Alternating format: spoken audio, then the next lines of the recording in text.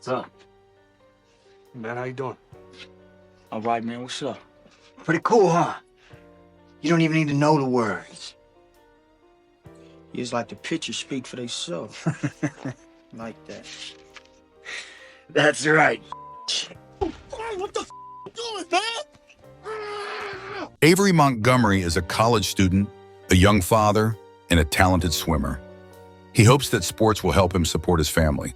His friend Cashmere, on the other hand, makes a living selling pills and has no shame about it. A dealer named Broadway owed him money but didn't pay in full, so Cash had to throw him down the stairs to teach him a lesson and point a gun at him to make sure he returned every last cent the next day. Dre is a hardworking, honest man, a barber by trade. He has been friends with Cashmere and Avery since childhood and is also the brother of Avery's wife, Krista. Cash tries to lure Dre into his business, but Dre is afraid that if his sister or mother finds out, they'll skin him alive. To get the money, Broadway decides to rob a fast food joint, but the cashier girl panics and he shoots her in the back. The thug immediately flees the scene. Meanwhile, the friends arrive at a swim meet and start yelling loudly as Avery walks up to the pool. The white crowd gets angry. A black man is dominating in sports. It's crucial for Avery to win today. If he does, he'll get a sports scholarship to college. And he makes it, finishing first. At the same time, Broadway decides to frame Cashmere. He plants the murder weapon in Cash's car. Avery has no idea that someone besides his wife is watching his race.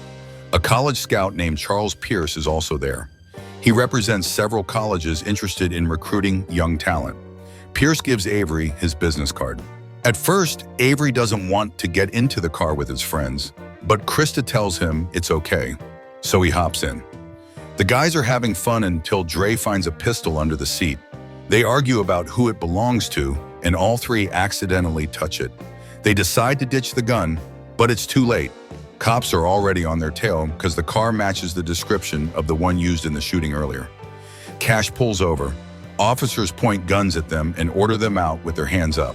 Cash starts mouthing off while the others try to calm him down. Suddenly, a pit bull jumps out to protect its owner. The cops shoot it. Enraged, Cash grabs the pistol and also gets shot. All three are arrested. The court finds them guilty, sentencing each to 10 years in prison. Fences and walls, barbed wire, guard towers. The newcomers are completely deflated. They're stripped and sent to showers.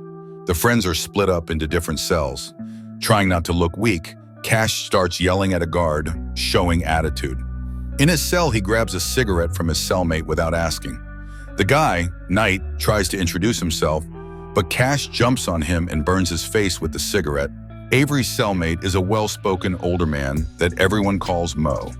He sees the anger in Avery and presses him up against the bars, warning him not to act stupid. Mo has been inside for 18 years and is set to be released in 2 months. He doesn't want trouble. Then it's Dre's turn to meet his cellmate.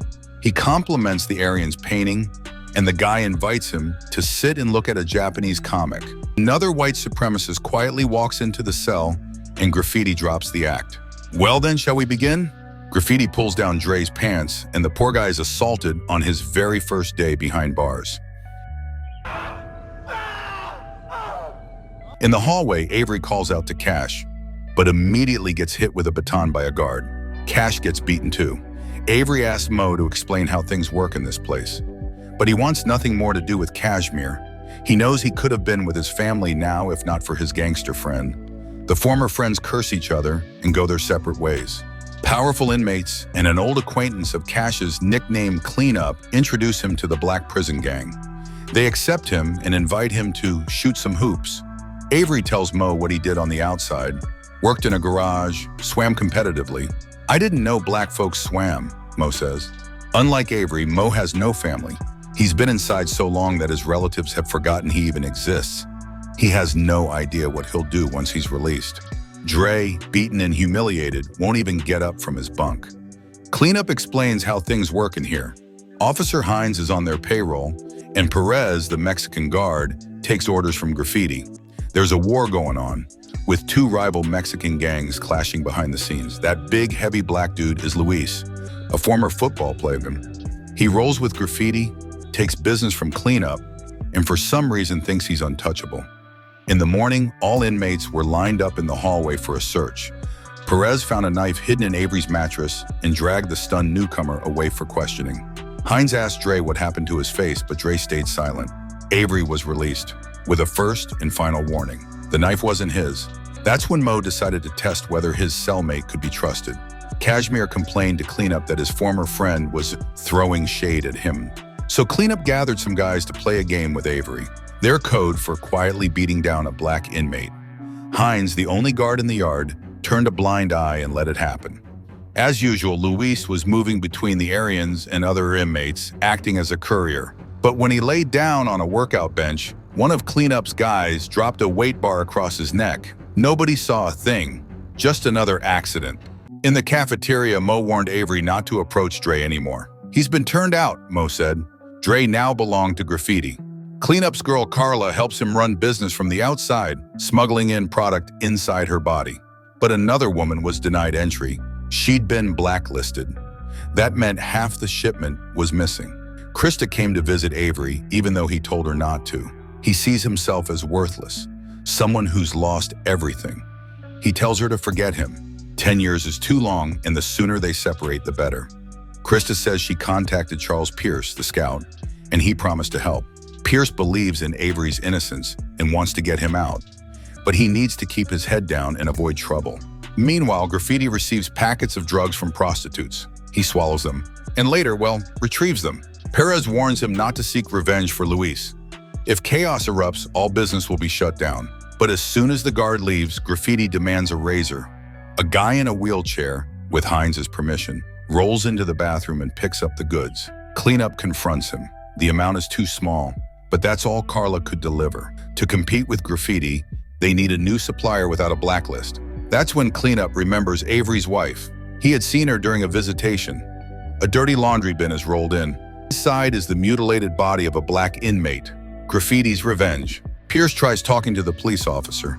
He insists that the Mustang driven by the boys didn't match the one used in the robbery. That car was stripped down while theirs wasn't. But the police found a gun, and they had no alibi. The woman has nothing more to add to her statement. Graffiti beats and assaults Dre every brow. Cashmere terrorizes his cellmate. Avery tries to stay in shape. But life in a cage is wearing on him. He's restless, can't find peace. You run too hot, Mo tells him. Only way to survive here is to cool down.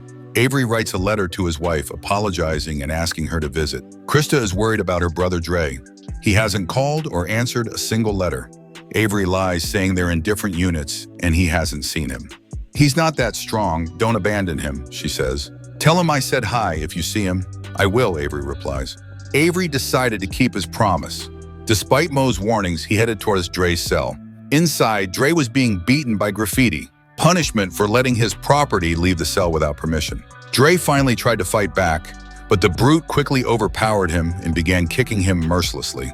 In the corridor, Mo saw what was happening and jumped in to help, attacking the white supremacist. But Graffiti's Aryan brothers pulled him away. Mo knew he had to protect his cellmate. During the chaos, he threw the Nazi over the railing, sending him crashing down from a great height. Eventually, the guards broke up the fight. The white inmates were released. The black ones were thrown in solitary. Cleanup gained respect for Avery. Too bad he was now in solitary, so there was no way to work with him anymore. Knight was working, moving boxes around, when the guy in the wheelchair blocked his way and started messing with him. Cashmere, who had been harassing Knight since day one, joined in. Cleanup gave the signal. Knight needs to cool off, and they locked him inside the freezer. Meanwhile, Pierce was growing frustrated with his protege. Avery had gotten in trouble again, and this could ruin everything. Mo overheard their conversation and made a bold decision to protect his young friend. In front of the disciplinary board, Mo lied and said that he had started the fight. To sell the story, he even attacked members of the board. As a result, Mo was given extra time and transferred to another prison. But he had no regrets. He hoped one day to meet Avery again on the outside and finally learn how to swim. Cleanup had a plan to eliminate Graffiti.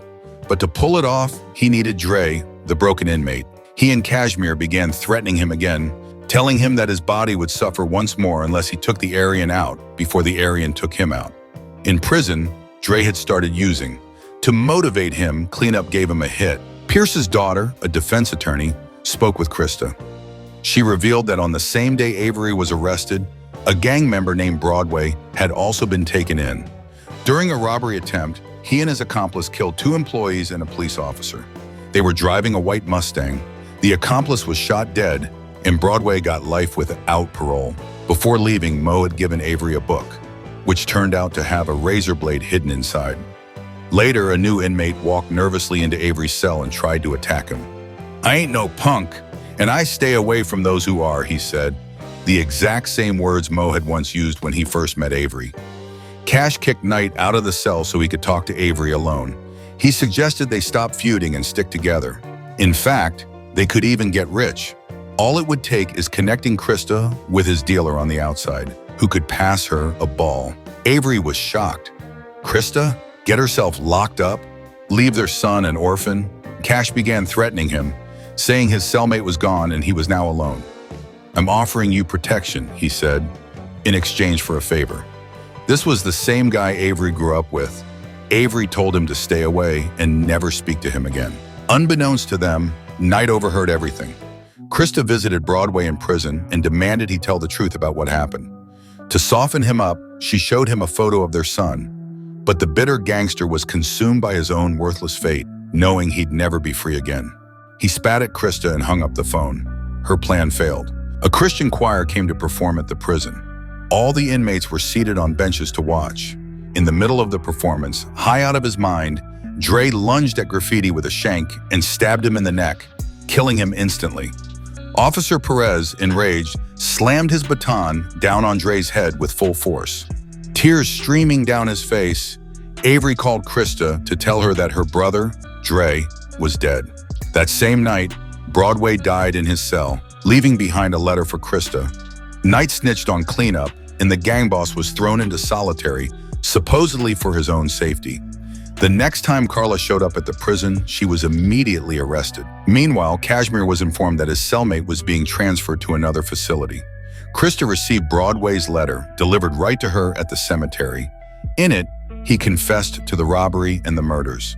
Cleanup found out that the courier, Carla, had been taken by the cops, and he blamed Cash. "I've been running things for 3 years without a single issue," he said. "If it wasn't you, then it was your buddy Avery. He figured out the whole scheme." Now Cash had to redeem himself by killing the swimmer in the yard today. Otherwise, he was a dead man. In the showers, Cash broke off a metal handle from a bucket. Back in the cell, he started sharpening a rod into a makeshift shank. Meanwhile, Krista and Pierce delivered Broadway's deathbed confession to the judge. The new inmate warned Avery that Cashmere was planning to kill him in the yard. "If it comes to it," he said, "I got your back." Krista and the others were already on their way to the prison, unaware that Avery's life was hanging by a thread. Avery walked out into the yard, not knowing which direction the attack might come from. Cleanup appeared from the crowd. Then Avery spotted his former friend Cash. A basketball rolled toward the Aryan Brotherhood's corner. One of Graffiti's old allies used it as a cover to lunge at a black inmate with a shank. A full-scale riot broke out. The Mexicans, already expecting violence, joined in and killed a guard before the chaos even started. They tried to strangle a female officer, but she managed to escape. Perez tried to run, but the inmates beat him to death. The man in the wheelchair snapped the neck of another guard, only to be trampled moments later. A special response team armed up, preparing to crush the riot. Smoke grenades rained down on the yard. During the case, Avery's new cellmate was fatally wounded. Then Cashmere attacked Avery, stabbing him. The 2 old friends fought brutally. Cash mounted him and was ready to strike, but he froze. He couldn't do it. Instead, he helped Avery up, only to be stabbed in the back by Cleanup. Avery had to fight again to survive, but Cash pulled the blade from his own back and turned it on Cleanup, stabbing the gang boss. "So now what?" he asked, bleeding. "You gonna forgive me?" They moved toward each other, maybe to hug, but the snipers mistook it for another attack. A bullet ripped through Cashmere. He was dead. Sometime later, Avery was released. The last 6 months had been a living nightmare. But now, finally, he was free. Back with his family, back in the water, with hope for a better tomorrow.